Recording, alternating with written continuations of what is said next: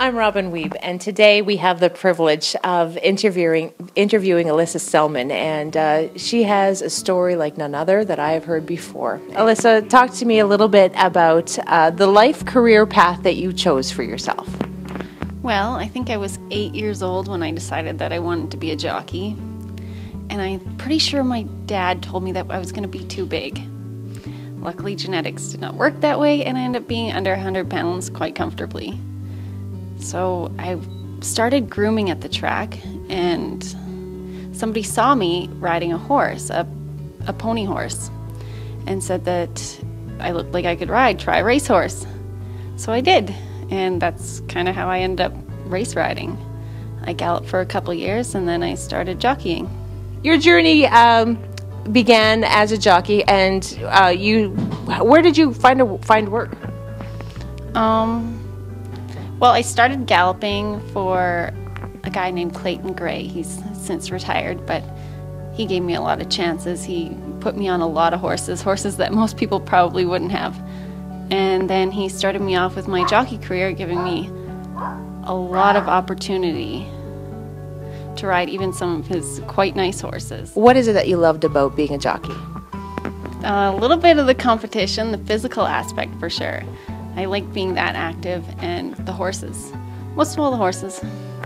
And so how many years were you a jockey at the Assiniboia Downs? My first race, I think, was in 2008.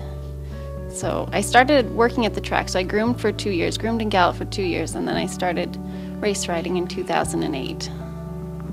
And then talk to me a little bit about this summer and how things have changed for you. It started off to be a pretty good season. I wasn't going to race ride. It wasn't my intentions to ride this year. I was just going to gallop.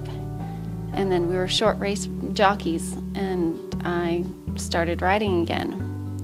And I enjoyed the people I was working for, and I really enjoyed riding again. And then, I don't know, I was riding Lord Jasmine and clipped heels, and we went down. And I don't remember going down. I don't remember even getting on the horse that day. Actually, the whole day is gone. And probably 4 days after that, I don't remember any of it.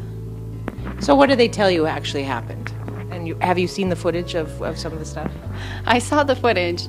I didn't want to, but I was in a waiting room at the hospital, and it came up on TV. And so instead of leaving, I watched it, and I watched it a few times. The horse, I guess I was behind. I was coming up.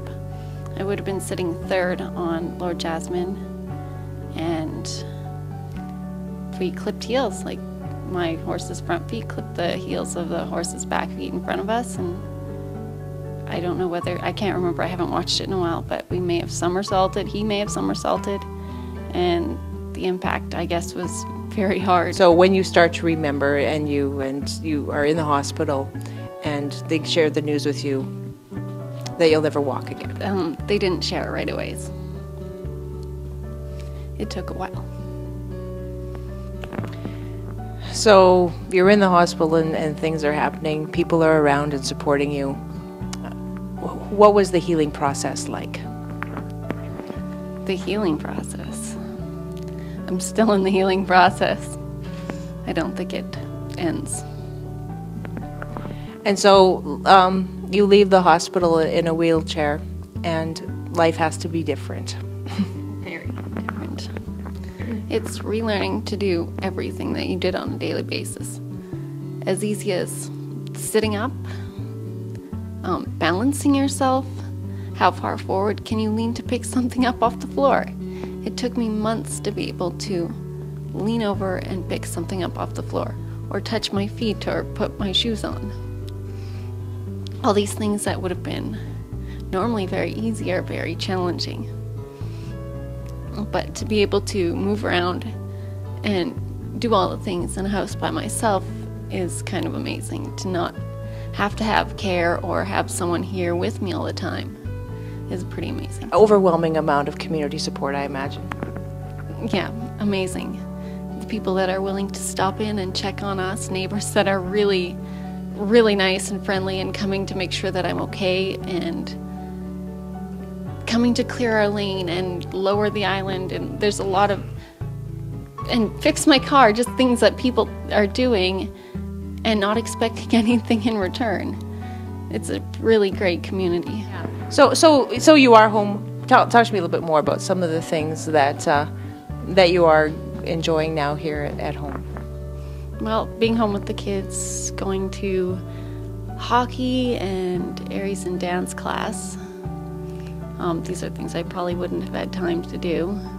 Sitting around just baking or watching movies or watching them play Xbox. Or I'm looking more forward to the summer when I can sit on my deck and maybe teach. I have things that I want to do, like teach Ari to ride.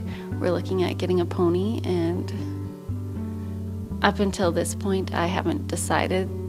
Well, I have decided now, but till this point I hadn't decided to ride again. And I have this week actually been looking into specialized saddles that I can ride my horses with. So it's taken me this long to decide that I would ever do it again. But I will, huh?